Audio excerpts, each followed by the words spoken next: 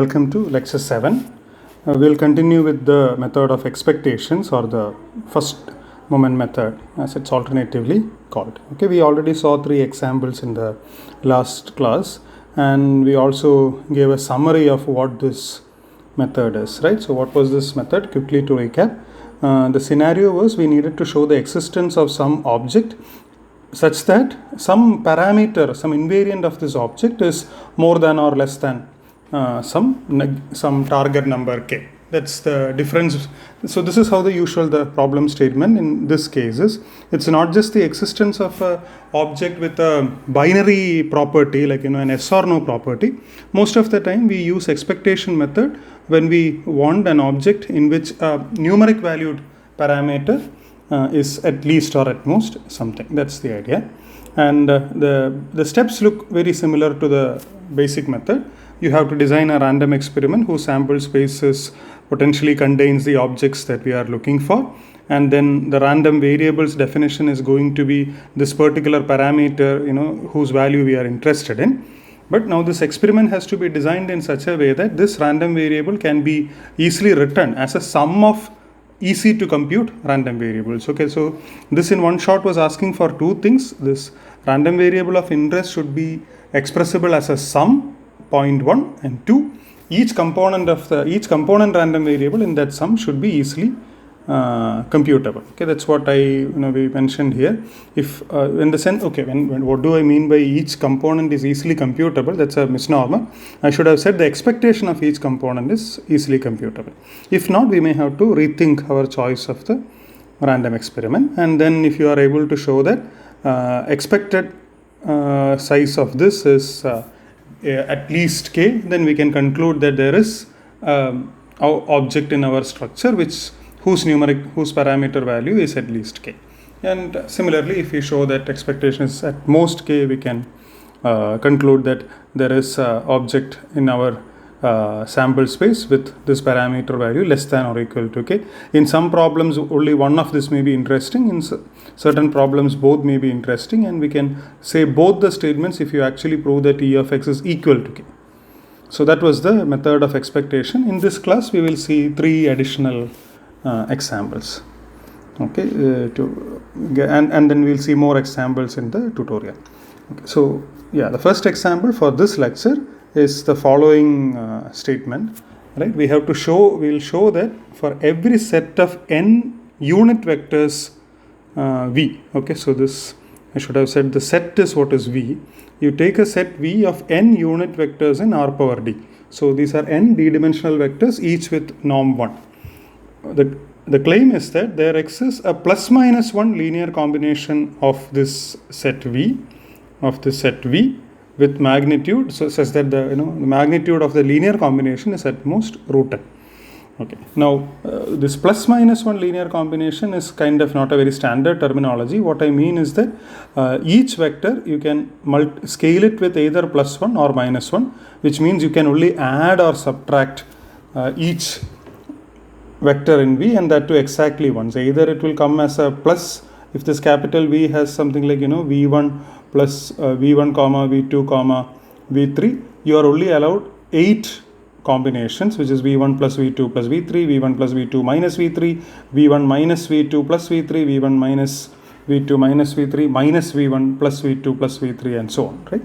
So this is what we mean by a plus minus 1 linear combination. Okay. So to state the problem formally, we are given this set V which contains vectors v1 to vn in SD. Okay, so this S is the surface of SD denotes the surface of a d-dimensional sphere, or this is the equivalent of the unit circle in R2, or the generalization of the unit circle in R2. And the claim is that there exists epsilon 1 to epsilon n, where each epsilon I is either plus 1 or minus 1, such that the norm of this sum, this epsilon I would decide whether you are adding vi if it's plus 1 or subtracting vi if it is minus 1.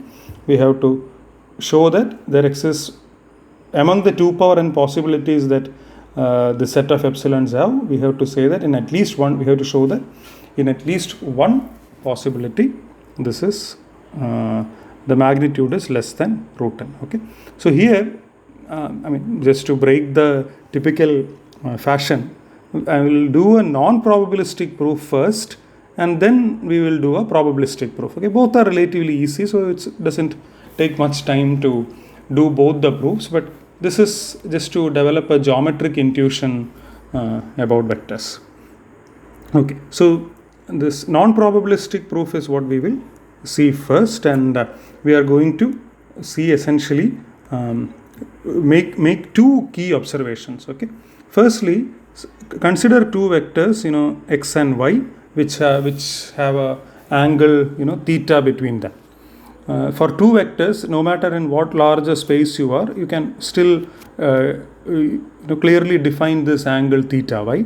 Because even though x and y may reside in some d-dimensional space, if you think about the 3 points, the origin, the tip of x and the tip of y, it's 3 points, hence they span a plane, and this whole structure you can imagine to be on that plane. So this angle theta is like your angles that you see in two-dimensional drawings. And we also know that the norm of x plus y the whole square, okay, this x plus y is this vector which we all know is given by the parallelogram law. This is the x plus y. What we are saying is that the norm of this x plus y square is this one, okay, norm x squared plus norm y squared plus twice the inner product. And this inner product, since again, that's why I said that this picture can be viewed in two dimensions. If you remember your high school physics, this is twice norm of x, norm of y, cos theta. Okay. Now, I'm going to split this sum under two cases depending on whether cos theta is positive or cos theta is negative, right? So I hope you all remember the curve for cos theta. It goes something like this, where pi by 2, okay, by the way, this is theta, this is cos theta. Okay, so between pi by 2 and minus pi by 2 and pi by 2, that is when the magnitude of theta is less than pi by 2, this quantity here is larger than, so this guy here is positive, so this whole sum is larger than norm of x squared plus norm of y squared. Okay. And in the other case, when theta is outside this range, that's when magnitude of theta is more than pi by 2, we are going to have this right hand side, the total, because cos theta is negative, this is less than or equal to norm of x squared plus norm of y squared. Okay, this second observation, the second inequality, is what we will make use of in this proof. Some of you would have already guessed the idea, right? If you want to kind of, if you see, finally we have to bound this norm by root n, or equivalently bound the squared norm by n.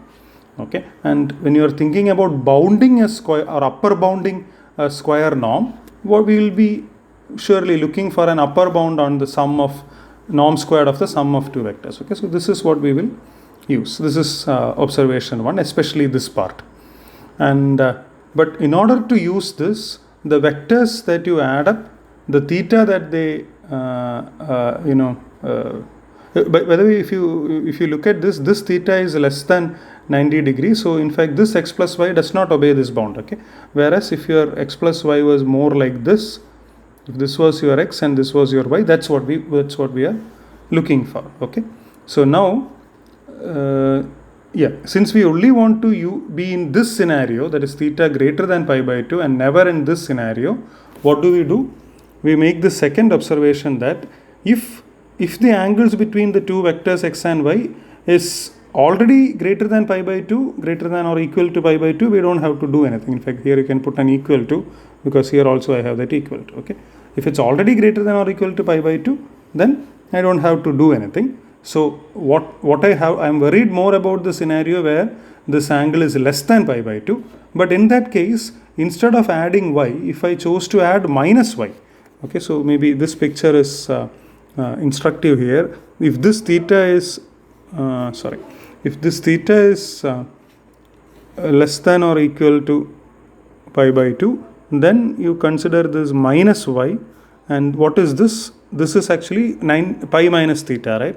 180 minus theta, that will be more than pi by 2. Okay, so that's what is written here. Okay, I should have written here not 180, I should have written pi minus theta, which is greater than or equal to pi by 2. And this, when you are thinking about doing this running summation, this epsilon is what gives you the freedom to choose either y or minus y based on where you get an angle which is which is greater than or equal to pi by 2. Okay, so now you get the two key observations for the result are already there. Now it's only a matter of putting them together, and more to make it formal I'm stating it as a proof by induction, but this I'll run through very fast. Okay, there is no new idea left. It's only about putting these two observations into a proper form. Okay. So let's define this sum sigma I equal to 1 to n epsilon I VA as some S, and we want to claim that there exists a choice of epsilon I such that this norm is at most root n, or this norm squared is at most n. Okay, just to recall that that's the aim.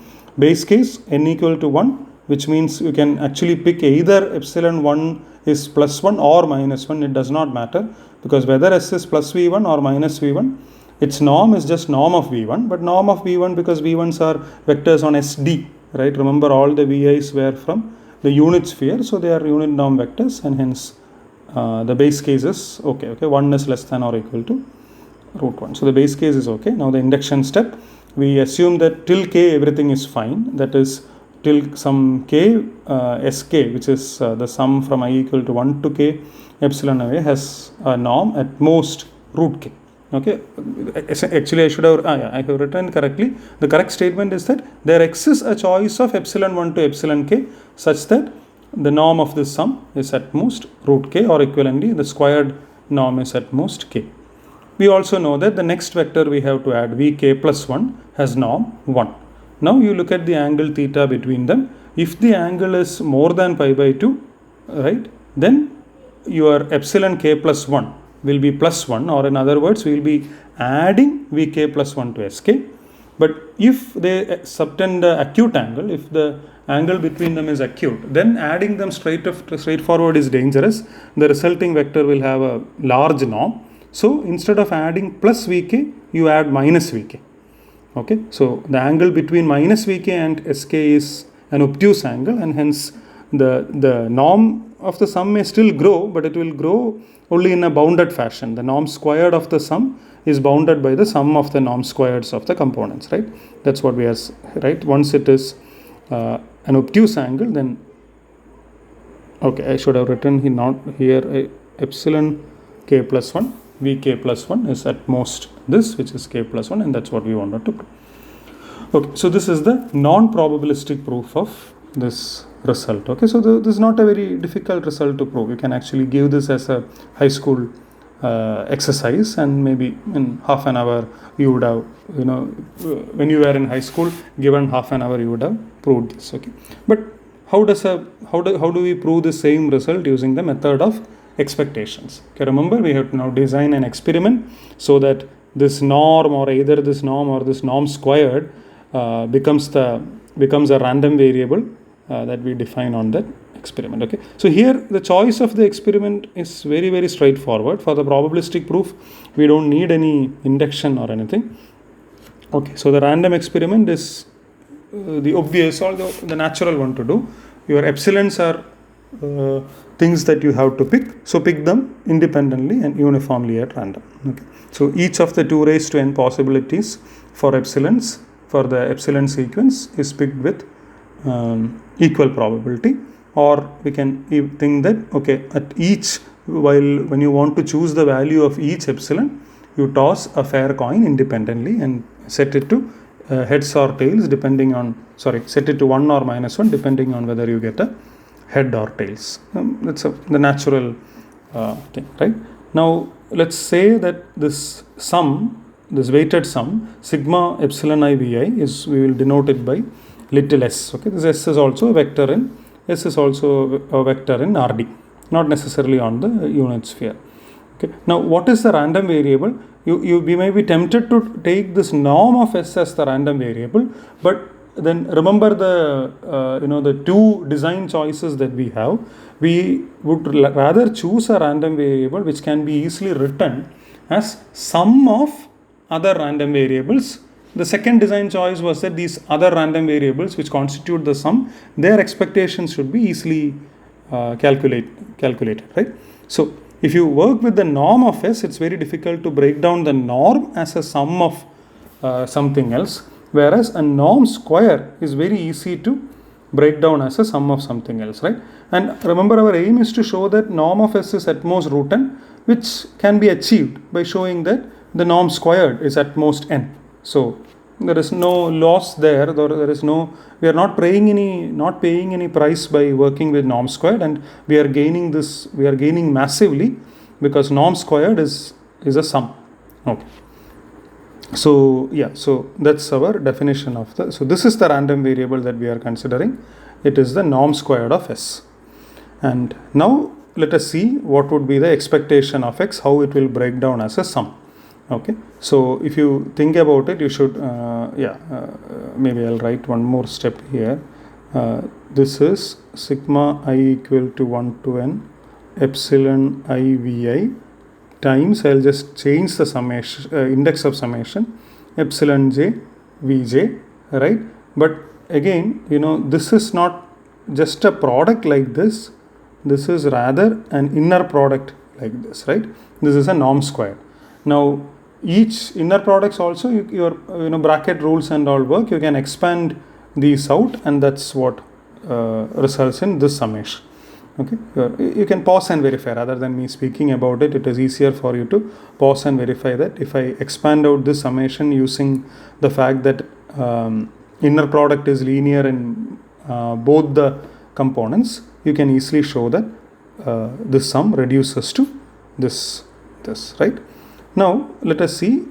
So we have already written X as some double summation. So it's not a sum of, as written, it's not a sum of n constituent random variables. In fact, it's a sum of n squared random variables. Okay, but but that's not a problem. But we will still reduce it.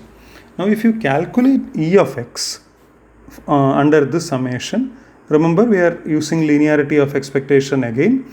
Or the expectation goes inside both the summations, and when you calculate the expectation of this quantity here, you see that this inner product Vi Vj is a deterministic quantity, right? This Vi and Vj's are vectors that are given to us. There is no randomness associated with them. So we are finding the inner product of two vectors. So that's just a constant as far as the expectation is concerned. So this inner product Vi Vj comes out of the expectation, and the only thing that is still inside of the expectation are those guys which have a randomness to it, which is the choice of which is epsilon I and epsilon j. Okay. Now, what is expectation of epsilon I, epsilon j? We will split it into two cases, when I equal to j and when I not equal to j. When I equal to j, that means we are talking about expectation of epsilon I the whole squared. But epsilon I the whole squared is 1. Irrespective of whether epsilon I is plus 1 or minus 1, its squared is always 1. So for a random variable, so this epsilon I squared is also a random variable. Okay, a function of a random variable is another random variable, but this is a random variable which is always 1. Hence its expected value is 1. It's 1 times probability of being 1, and which is also 1. 1 times 1, which is 1. When I not equal to j, right, then there are 4 cases to consider. You can have epsilon I as plus 1, epsilon j as plus 1, epsilon I as plus 1, this is minus 1, then minus 1, plus 1, minus 1, minus 1. So in this case, the product epsilon I, epsilon j is 1, minus 1, minus 1, 1, right? So with 1/4 probability it is 1. So the expectation would be 1/4 times 1 minus 1/4 minus 1/4 plus 1/4. So if you add all of that up, you will get a 0. So the expectation in this case happens to be 0, and that's very helpful to us. Okay, so this whole summation, which was over n squared terms, suddenly all the off diagonal terms vanished. They all became 0, and only the diagonal terms survive. So this summation simplifies to E of x being I equal to 1 to n, expect this Vi Vi, okay, Vi Vi, expectation of epsilon I squared, which is 1. Okay, so I haven't written that 1 here. So that's the 1 here, and this is nothing but norm of Vi to square, since all Vi's are from the unit circle, from the unit sphere, d-dimensional sphere. All these norms are 1, so you are adding 1 n times, so you get E of x is equal to n. Rest is just philosophy, right? So remember, x was the norm squared of this vector as and since the expectation is equal to n, there exists a choice for epsilon 1 to epsilon n such that the norm is at most, norm squared is at most n, or equivalently the norm is at most root. So this is a probabilistic proof. Okay. Now I leave it to you to think which is easier. I'm sure you would have found out both. Without a training in probabilistic method, I would say that the non-probabilistic proof is what you would come up with. But I also, want you to think, in the good thing about the probabilistic proof is that we just followed the standard template of this expectation method. The only clever thing that we did was, instead of analyzing the norm, we analyzed the squared norm. Other than that, it was a standard template. Okay. Whereas in the non-probabilistic proof, we needed those two observations, and when you are lucky, those observations strike you early. But if we are not lucky, it may take a lot of time for such observations to come to our mind. But this expectation method is almost a blind application. Okay. With that, let's move on to the second example. Okay, this is not an example that I'm really excited about, because the sixth example that will follow is more important. But still, maybe I'll give a starter to this, spend 10 minutes on this, and then move on to the sixth example. Okay, so now this is a problem about complex numbers. So you are given a subset, some z1, z2, z3 up to zn, some n complex numbers, okay, or a set Z which contains n complex numbers. What do we want to show? We want to show that there is a subset of this Z, okay, an S, which is a subset of, or a selection of these given complex numbers, such that the norm of their sum is lower bounded by 1 by pi times the sum of modulus of Z. Okay. So I want you to pause and think about this inequality here for some time, okay, and see what does this really mean. Is it something which is in line with what is familiar to you, and so on. Okay, and the answer is, this is kind of the opposite of what we are used to seeing. Okay, what we generally know is that the sum of two complex numbers, if you take their modulus, the modulus is less than or equal to sum of the moduli. Okay, so we generally expect this sign in the opposite direction. Okay, the modulus of the sum is less than or equal to sum of the moduli. So in that sense, this is counterintuitive. But now we see that, okay, this is not, the sign is reversed, agreed, but you have a scaling here, right? We are not saying that the sum of moduli is also lower bounded by the modulus of the sum. We are allowing something like a 1 by pi, which is like 1 by 3.14 kind of a scaling down. Okay, so immediately it does not kind of look like we are saying this inequality is tight or something. Okay, but a more critical observation is that we are not claiming this for the modulus of the entire sum.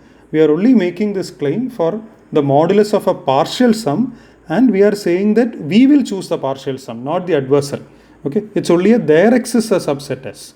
So we are saying that, okay, there is one partial sum which if you carefully choose, or as you will see, we luckily choose, okay, which will ensure that one partial sum which has a very high modulus, very high in the sense that it is lower bounded by the 1 by pi times the sum of modulus.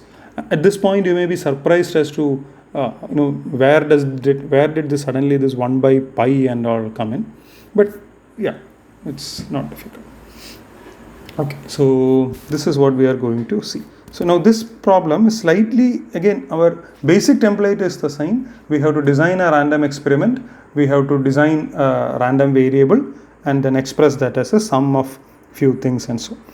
Okay, now here the random experiment is kind of a surprise. Okay, by the way, this problem is from some 1998 Chinese Olympiad. This is there in that PDF that I have already uploaded in Moodle. The PDF by Ravi Bopanna has this problem. I picked it from there. Okay, so yeah, so this is the random experiment. You just pick a direction in the complex plane. Okay, so there are one by or in another, picking a direction is like picking a vector on the unit circle. right? So you pick a vector u in the complex plane such that its magnitude is 1, which is essentially saying you pick this u from the unit circle. Okay, you pick this u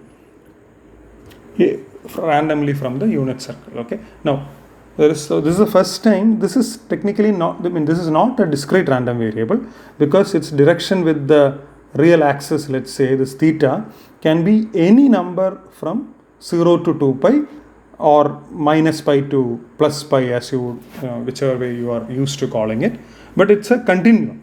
Okay, so this is not a discrete random experiment, this is a continuous random experiment. You can maybe do like the roulette thing, put a pin and needle to the origin and then give it a tap and see where it finally comes to rest. That is your u vector. Okay, now what is the subset? I want to get a subset.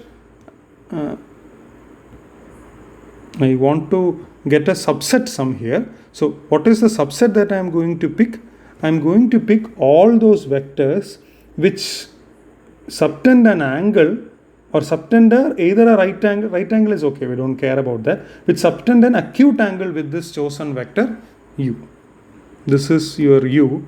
I want to pick those vectors which have an acute angle with u. Okay, now this picture is in 2 dimensions, so this acute angle business may look very easy, but I urge you to think about this in a larger dimension, at least in 3 dimension.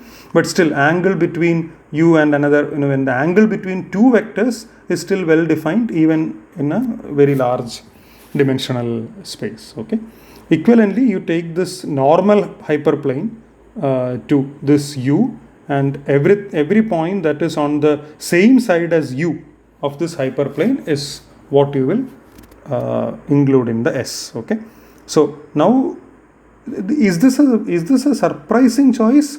I mean, okay, this 1 and 2 put together looks like a surprising choice, but once you have chosen this vector, now you are kind of you know that what you are looking for is a sum whose magnitude is very high.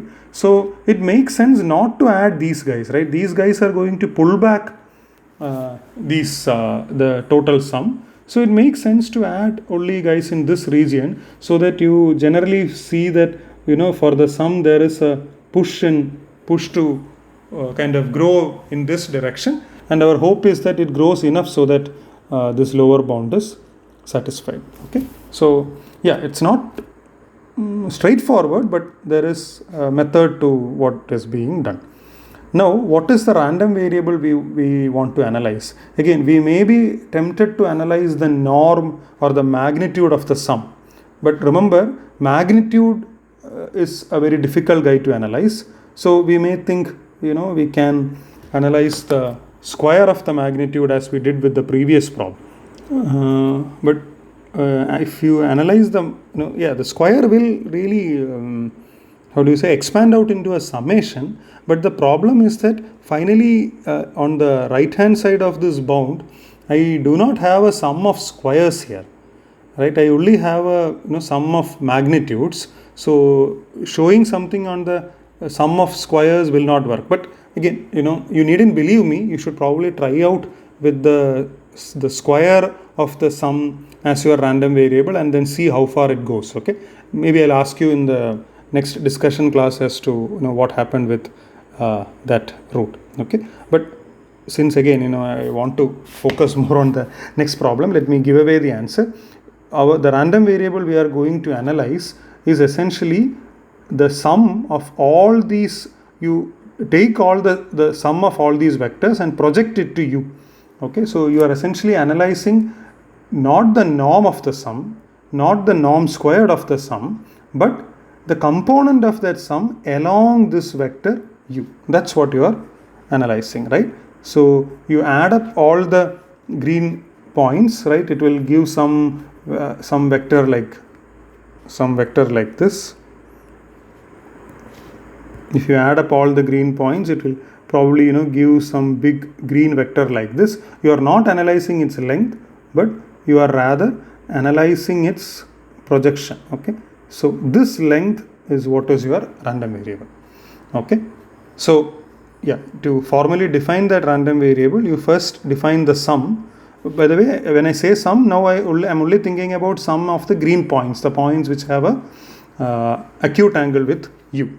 Okay, and SU is the sum of all such points, the green points, and XU is its the length of its projection along u. Okay, so XU is the projection of SU along u. That is what this is. So this vector is your SU, and this length is your random variable XU. Now the good thing about XU is that this is easily written as a sum. Okay, because the projection of a sum is equal to the sum of projections. Okay, that's very easy to verify. Projection is nothing but an inner product, and hence this follows from the linearity of the inner product.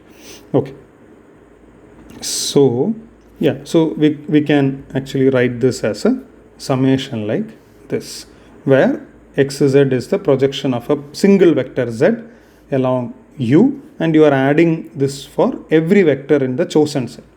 Okay, but now again remember, the right hand side we are looking for involves a full sum, not a partial sum.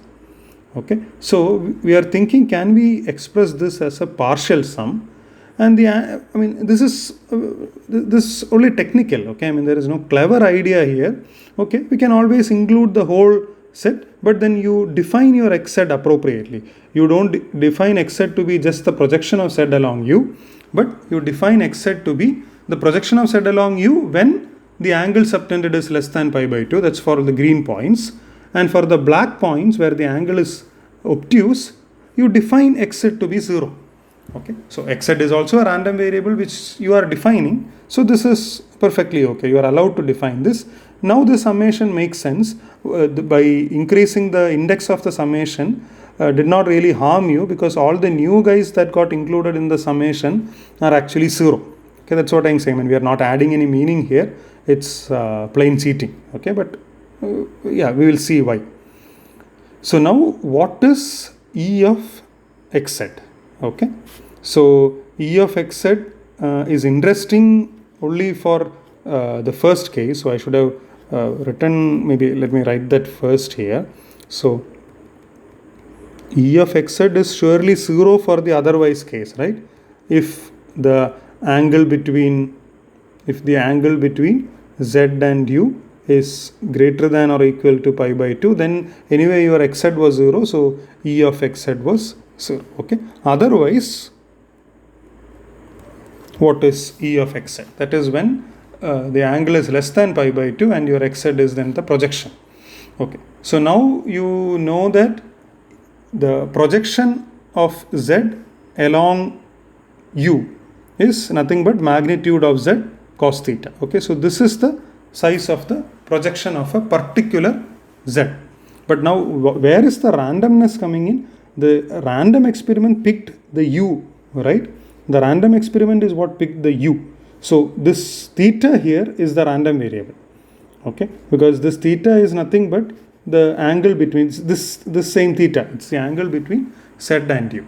Now that, if you remember, was a uniform distribution on angles 0 to 2 pi or minus pi by 2 plus pi. Okay, so since that was a uniform distribution, this is the integral for the expectation. Okay, remember that this is a continuous thing, but since it's a uniform distribution, the PDF is 1 by 2 pi. This is not a probability, it's a PDF, it's 1 by 2 pi, but since it's uniform, it's 1 by 2 pi for all the cases, and so this integral is easy. 1 by 2 pi comes out as a constant, magnitude of z comes out as a constant. The only thing that depends on theta is cos theta. Cos theta's integral is sin theta, upper limit pi by 2, lower limit pi by 2, so you'll get 1 minus minus 1. So this whole definite integral evaluates to 2. So the whole expression therefore evaluates to 1 by pi z. This is expectation of a single guy who is here, right? So now what was expectation of xu? What was your xu? Remember, it was sum of all these x z. Okay, I am saying this xu is equal to this summation. That's what we are doing here. So you add up all these summations. So along with this, you will get a sigma z element of z. Okay, and this is this is the right hand side of the inequality. Okay, so since this is the expectation, we can now argue that there is at least one choice of this angle u, right, such that this projection is at least this size. Now remember, okay, we analyze the size of the projection, but if the projection is at least this bound that we have here, then the magnitude of this vector is at least that bound, right? So that follows, right? Because this is the magnitude of SU cos theta, and since cos theta is less than or equal to 1, we know that if this projection can only be lower or equal to the magnitude of SU. Hence, we already showed that the projection is larger than the right hand side, or there exists a subset such that the projection of its sum is larger than this right hand side. So the magnitude is also larger than this right hand side. Yeah, I haven't seen much later applications of this kind of a question, but I wanted to put it in here just to emphasize that sometimes the random experiment is surprising. Our last example for today is also a case where the choice of random experiment is surprising, but this time this is not a a competitive exam problem or a like the previous one. This is a very, very useful theorem in graph theory, okay, sometimes known as the Teurons Theorem. This gives a lower bound, okay, again a lower bound on the size of an independent set. Okay, independent set in a graph is a set of vertices which do not have any edge inside of it. Usually the size of an independent set, or the size of the largest independent set, is called alpha g. So this kind of theorem says that every graph has an independent set of at least this size. Okay, and what is this here? This is the lower bound that we are talking about. Okay, every graph G has an independent set of size at least sigma 1 by degree plus 1. So dV is the degree of a vertex. So you take each vertex in your graph, find its degree, that is dV, take 1 by dV plus 1 and then sum it up. Okay, so for example, if it is a 10 regular graph, then this sum would be, what would be this sum if it's a 10 regular graph? A 10 regular graph is a graph in which every vertex has degree 10. So it would be 1 by 10 plus 1 sigma over all V. But now it's 1 by 11 in each of the summation. So this is n by 11. So for such a graph, this says that there is a independent set of size at least 1/11. Okay, so that's a special case of this, but this is a more general thing. Even for graphs which are not regular, this makes sense. Okay, here what is the random experiment that we will include? Okay, here, okay, first let me tell you what is the natural random experiment that people would try. That is to go to each vertex, toss a coin, not necessarily a fair coin, it can be a biased coin. You can have, with probability P it comes up head, and with probability 1 minus P it comes up tail. Now, if you get head, then you include this vertex into the independent set, otherwise you do not. Okay. Now, this looks like a good experiment, but the problem is that here there is no guarantee that you end up getting an independent set, right? Because there is a definite probability that an edge might enter your independent set, right? Which will happen if both these endpoints get a head, which will happen with a probability p square.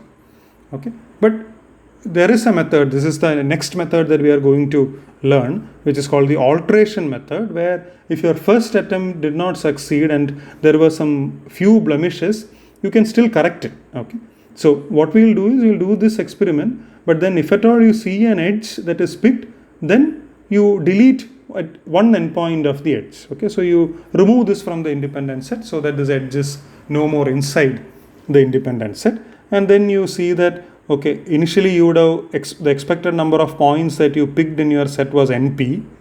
Okay, out of that, the number of edges that would have come into your set would have been something like MP squared, and for each of these MP squared edges you are deleting one vertex, which means after deleting you are left with a set whose size is this. Now you know this m is something like average degree into n by 2, and now you find the best p which will maximize this number, and that will give you a bound. Okay, I think it will give something like 1 by twice average degree or something. I'll leave that as an exercise. That is that either you can work out now or later when we see the alteration method, because there is one small extra step there. Okay, that's one way to do it. Another way to do it is whenever you put a vertex into your independent set, you process your graph, okay, in the sense that now you remove this vertex as well as its neighbors from contention. Okay, now if you do this kind of a process, then what you end up will always be an independent set. But now the problem is that it becomes difficult to analyze the size or the expected size of such a set. Okay, that is where this proof, I think this proof is not due to Teurons, and maybe it's due to Chen. Okay, this proof, by the way, this appears as one of the gems in our book Alone and Spencer. Alone and Spencer at the end of each chapter put what is known as a probabilistic gem. So these are kind of proofs which really stand out, and the authors Alone and Spencer feel that they are the proofs that need to be highlighted. Okay, so this appears as one of the gems in this book. Okay, so here now the random experiment is surprising. You will see the motivation once the proof is complete, right? So the random experiment is pick a permutation or an order. Okay, it kind of came out of nowhere. Permutation of the vertex set of the graph uniformly at random. So if the graph has n vertices, you have n factorial permutations possible. You pick one of them uniformly at random. This is equivalent to saying the first place you pick any of the n vertices uniformly at random, you get some v1. In the next position you have n minus 1 choices. In the next you have n minus 2 choices, and so on. This is how you pick this is one way to pick a permutation uniformly at random. Now, what is the experiment? This does not complete the experiment, but this only gives a random ordering. But what we are looking for is to construct a set which is guaranteed to be an independent set. Okay, now and apply a greedy algorithm to pick I. What is a greedy algorithm? Let us say your ordering is v1, v2, v3 all the way up to vn. Okay, now your v1 you will surely include in your set I, but once you include I, you will remove all the neighbors of v1 and v1 from consideration. Okay, this is that in the same line as the second method we were discussing. Next, you will pick v2. If it was not deleted, you include that into I, and then whatever was the neighbors of a. If the neighbor was already deleted, fine. If there are undeleted neighbors, you delete them from the list. Okay, so it's like every time you pick a vertex, you cross out that vertex as well as its neighbors. Since we are going in this fashion, you will never have to look backwards, because they are all crossed out, either because they got included into I or because one of their neighbors got included into I. Every time the greedy algorithm is picking the leftmost uncrossed vertex. Okay, so this is what the greedy algorithm is. Okay, now this looks like what we said earlier. You pick a vertex and not only delete that vertex from consideration, but also all its neighbors. So observation 1 is I is definitely an independent set. Definitely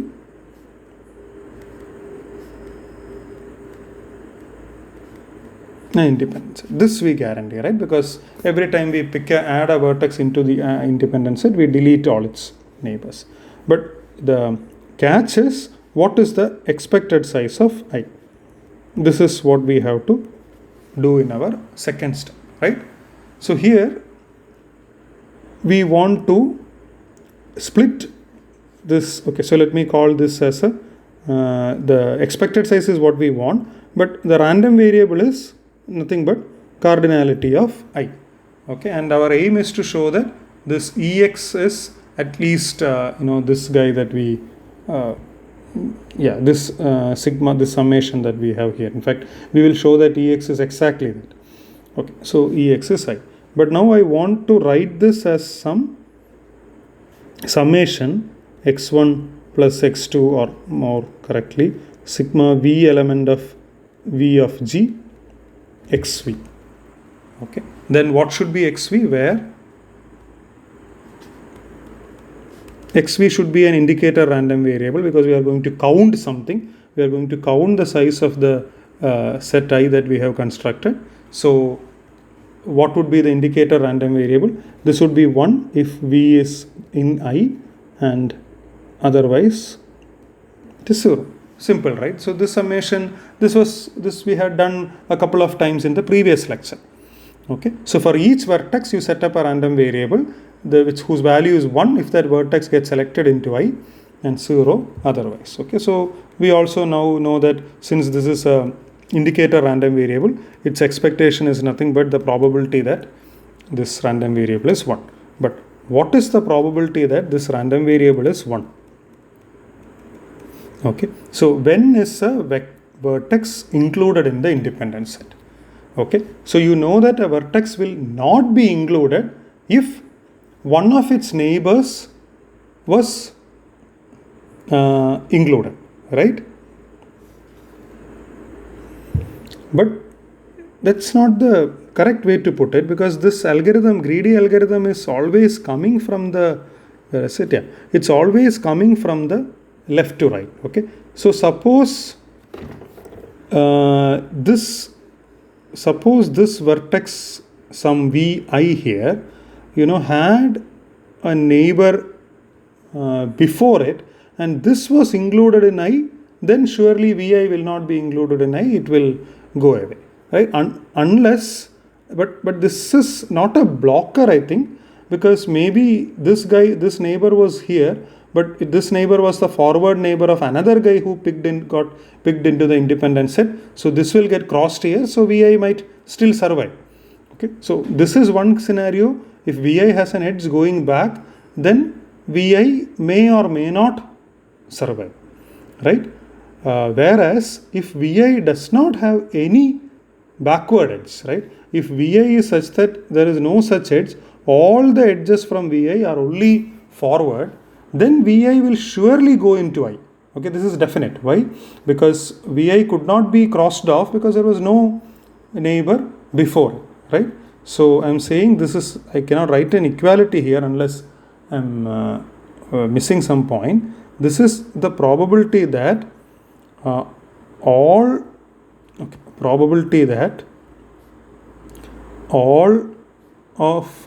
neighbors of V, there are dV neighbors, okay, dV is a degree of V, all neighbors of V appear after V, where in this uniformly chosen permutation. Okay, so let me call that permutation sigma in sigma. Okay, so this is a lower bound, because if this happens, then surely this random variable is 1. Okay, but this is easy to calculate. Remember this, this is almost like you can ignore now, you can restrict your attention to this dV plus 1 vertices, V plus its neighbors. It's only the relative ordering among them that matters. Since this permutation is chosen uniformly at random, if you take any subset of those elements, within them also the permutation is uniformly at random. So there are dV plus 1 factorial possible relative orderings for them, out of which how many are favorable? dV should appear first. Okay, so and the remaining dV factorial can be in any order. So this is the probability. Okay, and this is nothing but 1 by dV plus 1. Okay, so this is a probability, which means your expectation of xv is at least, because of this at least here, is at least 1 by dV plus 1. Now remember, your x is nothing but your x here is nothing but the summation of all these guys by linearity of expectation. Your x is equal to sigma e of x is equal to sigma e of xv, v element of v of g, which is lower bounded by sigma v element of v of g 1 by dv plus 1, right? So, and this is nothing but the expected cardinality of the set that you construct, okay? So, which means among the n factorial permutations, there is at least one permutation which is at least as good as this, right? Because expectation is at least this, which means at least one permutation should give this as the value for the cardinality, right? So, this is the last step. There exists a sigma such that, or more directly, there exists an I which is okay, or there exists a sigma such that the greedy algorithm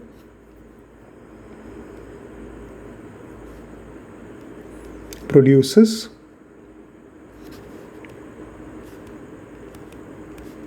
an independent set of size greater than this guy, sigma 1 by dv plus 1. Okay, so if an algorithm produces such an independent set, there is an independent set of this size, okay, and that proves the result, okay. So somehow my memory says this is not an inequality, this is exact thing, but I am not sure whether if x has a backward edge, that definitely means this won't be included, okay. So yeah, maybe there is another analysis, but I think the analysis that we did is also correct. Maybe it's not the not the most elegant analysis. Okay, it's a long lecture, so yeah, let us wind up now, and in the next lecture we will move on to the method that we hinted in between, that's called the alteration method. Okay, thank you.